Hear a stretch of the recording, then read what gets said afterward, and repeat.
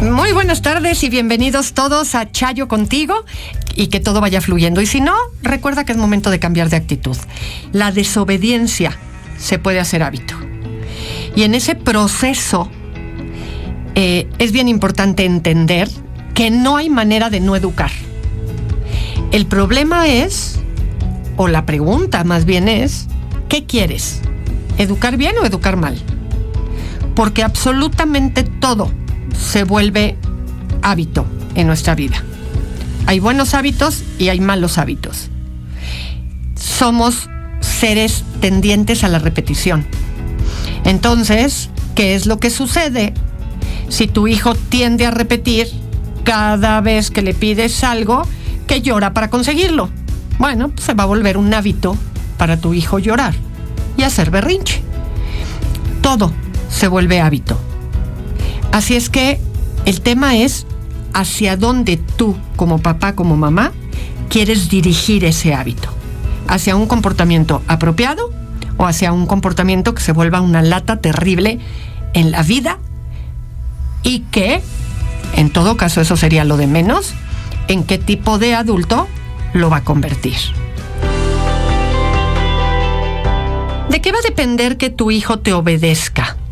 De muchos factores, pero en este momento me interesa clarificar uno en lo particular. ¿Eres creíble?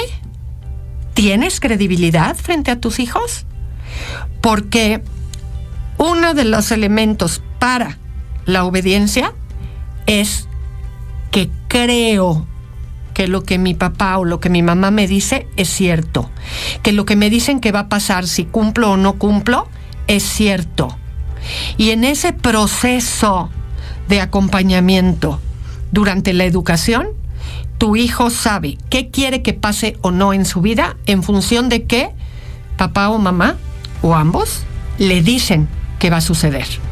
Así es que pregúntate, ¿eres creíble? ¿O se la acabas perdonando, se te acaba olvidando, lo acabas dejando de lado? Por ahí puedes encontrar una de las explicaciones. Los llantos de los niños, sin duda alguna, son una cosa que a nadie nos gusta padecer.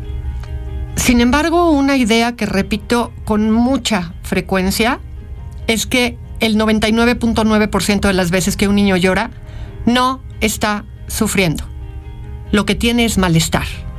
El niño lo que te está diciendo con su llanto, esa inmensa mayoría de las veces, es: esto que está pasando no me gusta, no estoy de acuerdo. Eso es lo que te está diciendo. Los adultos tenemos asociado el llanto a sufrimiento. Pero en alguien que nació sin lenguaje, el llanto solamente es una manifestación de malestar. Y como hemos dicho muchas veces, el malestar es necesario en la educación.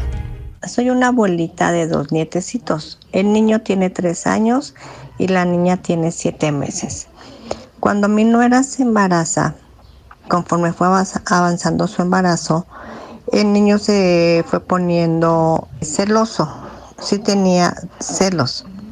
Pero después, cuando nace la niña, el niño ya avisaba de sus necesidades de la popó y pipí. Cuando nace la niña, deja de hacerlo. Ya no avisa de la popó ni de la pipí. Y se pone, le decimos que nos avise y no, o sea, dejó de avisar, como que tuvo un retroceso. Estuvo mi nuera, después de que se alivió, casi 3 meses antes de entrar a trabajar, y el niño nada más quería estar con ella. Se va mi nuera a trabajar y mi hijo afortunadamente trabaja desde casa, tienen una nana, y el niño cuando llega del kinder, mi hijo va por él y todo, la nana pues se hace cargo de los dos y demás, pero el niño se ha vuelto un poco medio rebelde. Es obediente, sí obedece el niño, pero no nos avisa de la pipí ni de la popó. Te repito, tuvo un retroceso y cuando llega mi nuera de trabajar, nada más quiere estar con mi nuera y a mi hijo no le hace caso.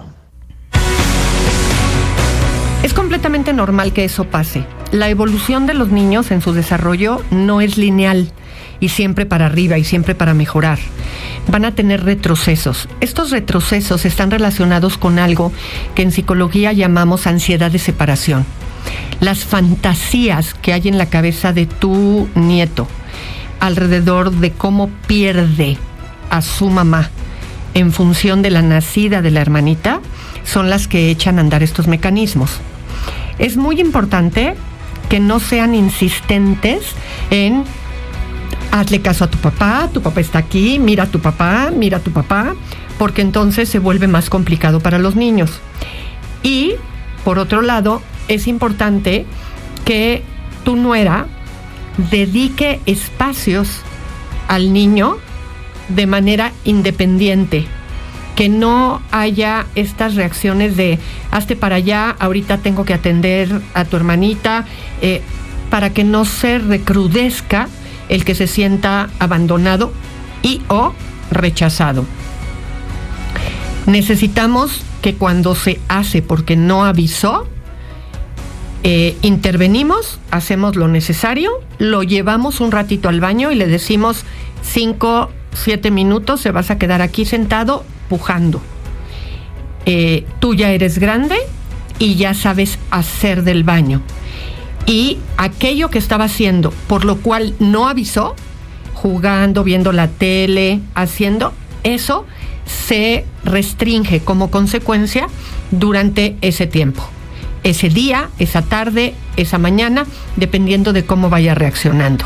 Y mucha expresión de afecto de manera verbal y muy cariñosos con él. Y no le traten de meter a la hermanita a fuerza, porque eso solo genera mayor rivalidad. Denle un poco de tiempo y se va a ir acomodando.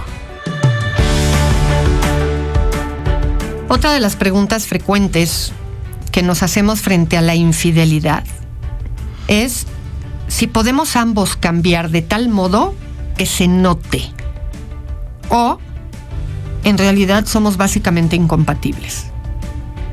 La infidelidad va a acentuar los errores de las relaciones, los defectos de cada persona.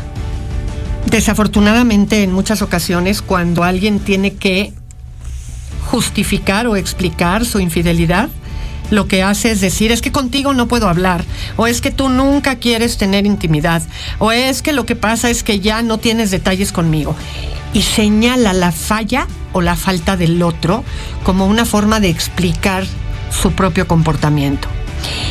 Y si nos estamos cuestionando si en realidad vamos a poder resarcir el daño que la infidelidad le generó a la relación, nos tendríamos que preguntar si podemos cambiar ambos, no nada más quien ya no vuelva a repetir la infidelidad, sino si ambos vamos a poder cambiar de tal manera que eso se note al interior de nuestra relación.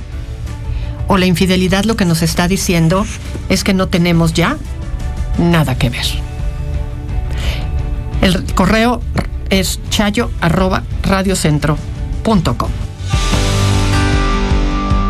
Desafortunadamente hay muchísimas personas que deciden distanciarse de sus papás.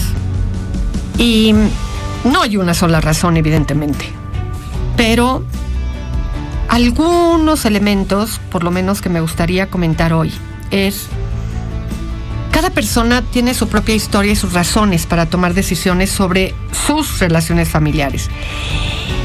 Animar a alguien a perdonar y a olvidar puede hacer que sienta que se minimizan sus sentimientos y sus experiencias, lo cual no acaba siendo ni respetuoso ni empático. A veces tenemos que recordar, sobre todo si somos hermanos y un hermano se ha distanciado de los padres, que en lugar de intervenir para favorecer el acercamiento, primero se tendría que tratar de reconocer qué razones llevaron a la persona a eso y por qué sus razones a la persona le son válidas. A mí me puede no parecerlo, pero a la otra persona sí. Y de pronto, si tienes la oportunidad de platicar con algún hermano en estas condiciones, más que hacerle notar el daño que le está haciendo a tus papás, cómo se sienten, qué es lo que hay, pero por qué, pero es que deberías, pero es que tal, empieza por empatizar y quizás eso abra una puerta que no se esperaba. El otro día hablábamos de estas personas casadas, que son pareja, formales, oficiales, pero que deciden vivir juntos, separados, no en la misma casa. Y fíjense que es curioso porque hubo quien me escribió y me dijo, a ver, Chayo, mis papás sí viven en la misma casa, pero duermen en diferente cuarto.